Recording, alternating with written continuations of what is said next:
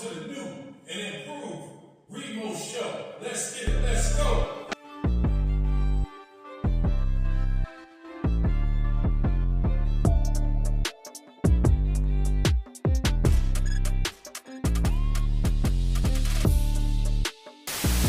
I just watched the man explain how he just went to a black-owned restaurant and got served some of the worst food he's ever been served, had to pay egregious prices for some of the worst food he's ever been served, and then overheard staff in the back say that he's not even black, we don't even need to really serve him. Mind you, from what I can see, bro look like he's some type of black. But even if he's not, maybe he's Spanish, who cares? You care. The business owner cares. And that's a problem. Black-owned business doesn't attract people. It actually makes people scared to go in. Not because black people can't serve good food, not because black people can't run a business, not because black people lazy, but because a lot of black people use being a black business to not have to meet the industry standard. A lot of black restaurants don't view customers as the same. They don't view black customers as the same. That's why they don't have a problem serving you way less if you black or brown. In they mind, you just another nigga. So I'm not going out of my way to serve you. I'm not doing things that anybody who wants to run a successful business is going to do for their customer. Now, I'm not saying that this is something that happens with all of them, but it's enough. The irony is, you market yourself as a black-owned business. You want us to go into your restaurant. You want us to say only nice things about your restaurant, only for you to turn around and treat us like we 3/5 of the customers you want to serve. Unless I just hear good things about a restaurant because it's, a good restaurant, you not finna get me to go in there just off of the I'm black owned label. Show me some reviews. Show me some pictures of a clean environment. Show me some pictures of the food I'm about to be getting. But supporting a restaurant or a business just because they black leads to problems like these. Yo, what's good, y'all? It's your boy Remo. Check this out, man. I want to tell y'all a little story about what just happened to me earlier today. I just got back from an HBCU college football game, and it went well. It was a good game. The spectators were, they were good. They were excited. The Battle of the Bands was excellent. And, it wasn't a whole lot of people there, but it was enough. It wasn't sold out. But it was enough. The camaraderie was good, as usual, as with any HBCU game. The only problem I had was the vendors. Usually it'd be a bunch of white vendors there. It'd be a few black vendors here and there. So usually every time I see a black vendor, I would run over and try to support them. And for the most part, everything usually goes well. But lately, that has not been the case. Not just with the black vendors, but with black businesses, period. Within the last 2 years, I have experienced some horrible situations while patronizing black businesses. And it's pissing me off, y'all.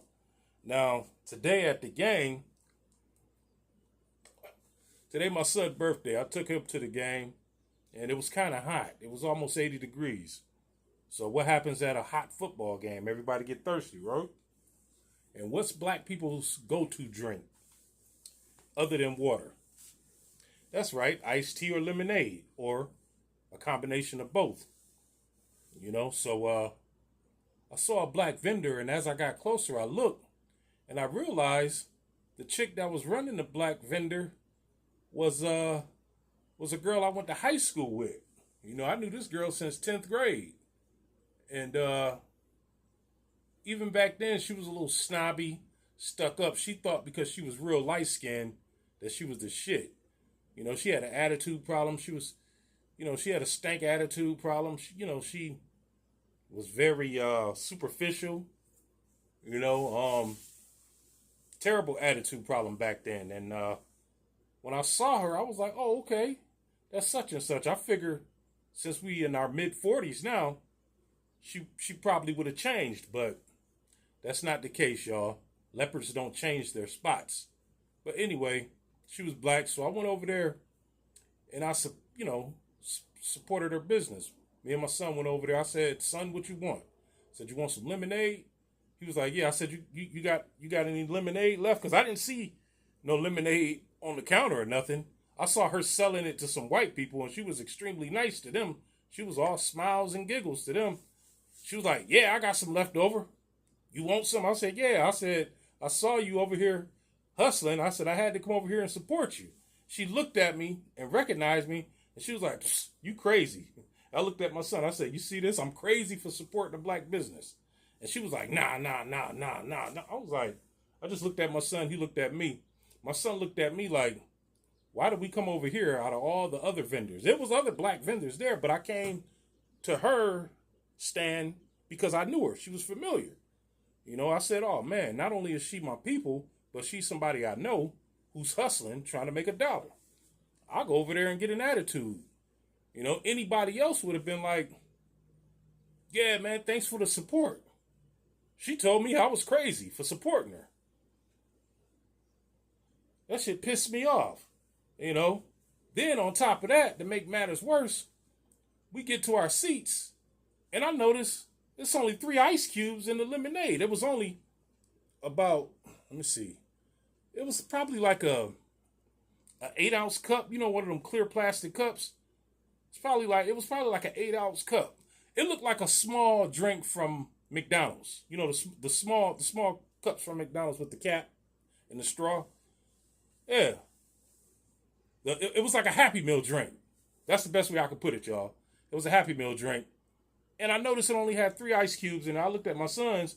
His had 2, and they was melting.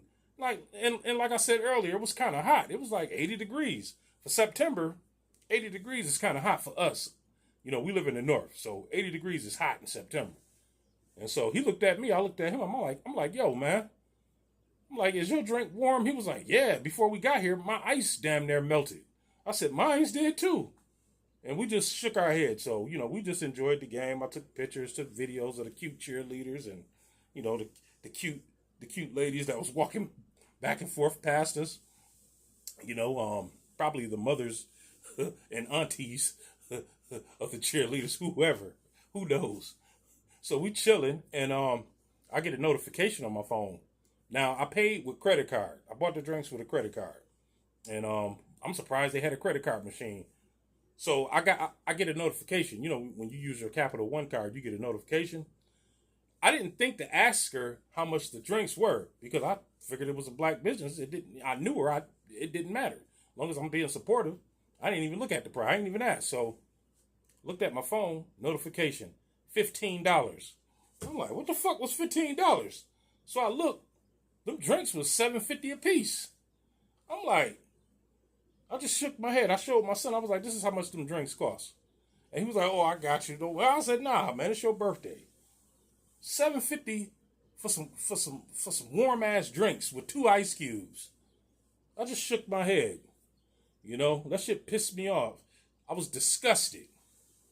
You know, so I had by halftime, before they did the Battle of the Bands, I went over and I had to go use the bathroom. And so I walked past this Mexican vendor. They were selling cans of soda, cans of Sprite, cans of Coca-Cola, $3 a piece. So I bought 2 Sprites, and they were ice cold. I mean, they were so cold, when I drank one, I got a brain freeze. $3, together $6. These Mexicans. And they were selling quesadillas for $5. You know? I didn't buy no quesadillas because I told my son I was going to order him a pizza when we got home. And that's what I did. And plus, we really wasn't hungry then. But you know what I'm saying? I would have came out cheaper going to the Mexicans. You know, it's messed up. Now, I understand black people, you know, they got to charge, you know, a little higher than others because, you know, they don't get the benefits that foreigners get and whatever. You know what I'm saying? But if y'all attitudes were correct, you know, people really wouldn't mind paying $7.50 for a small drink. You know what I'm saying? But y'all got fucked up attitudes with high price tags on y'all merchandise. You know what I'm saying? I don't like that shit, man. That shit is fucked up. That shit ruins my day. You know? A couple of months ago, back in June, we went to this Juneteenth festival, and it was some black people barbecuing. It smelled good, and they were like, "Yeah, come get some of this barbecue." I'm thinking it was gonna be like $10, $15 a plate. One vendor wanted $25 a plate. And I'm like, nah, that's all right. Oh, come get this plate. Oh, you get ribs, I'm like, $25. You know, my wife wanted a plate. I wanted one. That would have been $50. I told my wife, I said, for $50, shit, I could take you to the Chicken Shack. I mean, Gus's Fried Chicken or fucking Popeyes. And then my wife was like, $25 a plate. She was like, I ain't spending no 20. I said, you ain't spending it, I'm spending. She was like, yeah. She was like, we ain't spending no $50 on 2 plates. She was like, She said, we can go to Publix or we can go to the Piggly Wiggly and get $50 worth of groceries. And I said, yeah, you right. I said, man, fuck these niggas. You know? So we went to this other vendor to see how much he was charging. I said, yo, how much you charging for these plates? And he was like, I ain't charging nothing. I was like, oh, okay. He was like, these for the family. I'm like, the family? You got a menu of what you're selling, you know what I'm saying? But ain't no prices on it. What's the point of having the menu if it's just for your family? And he was like, oh, man, don't worry about all that. He was like I said, it's for the family. I was like, I ain't worried about it. All right. You got it, bro. I said, okay. He was like, but if I have anything left over, I was like, nah, I'm good, man. I walked away. You know, I turned my back on niggas real quick. I don't care how brotherly or sisterly or motherly you are. Once you piss me off, I'm turning my back on you. You better hope I don't cuss you out. But when I'm done, you can come back and I'm good, man. I'm good. You done tooted your ass up for me to kiss. I'm gone. Fuck y'all. You know, that shit pisses me off, man. It don't make no fucking sense, man. Shit. Damn, we that mentally colonized. We got to show disdain and show attitudes to our own kind. You know, that don't make no fucking sense. I can't even find the right words for it. I know some of y'all been through this shit. You know, some of y'all probably got worse stories than mine, or stories that's equivalent to mine. You know, damn, sometimes black business could be a detriment. Damn, are we supporting black businesses or are we supporting attitudes? So the more we support these black businesses, the more attitudes they have. I don't know. But some of these businesses be acting like they shit don't stink. You know, that's the best way to describe it. You know, y'all gotta forget, man, y'all outnumbered by a lot of other races. You know, y'all better start putting a smile on y'all face. You know, yeah, some white businesses you go into, they be acting like they don't want us in their stores, but they still put on a fake smile. I went to this meat market early this morning when I got off work. They open at 6:30 in the morning. That's why I like them. I went in there at 6:30 in the morning. They was looking at me all funny and shit. But as soon as I went up there to pay for my food, they was all smiles. Good morning. You want a cup of coffee? We got some coffee. I'm like, no, I'm fine. Oh, you up so early? Why are you up so early? I'm just getting off work. Oh, okay. Oh, okay. They make small talk even though they know that they have to watch. Somebody probably told them to watch certain individuals when they come in. They probably had some thieves come in there once or twice. So now they got to be like that with everybody. Because, you know, they be looking at you when you first walk in. But then once you go up to pay, it's like, okay, they let their guards down. You ain't stealing nothing. You got money to buy. But yeah, these black businesses is something else, man. I don't know. You know, it's like the older I get, the more I realize we are our own worst enemies. You know? What Tupac say? People say it's the white man I should fear, but it's my own kind doing all the killing here. Shit, it's my own kind. You know? I read an article the other day. I heard that Berry Gordy was ripping his artists off.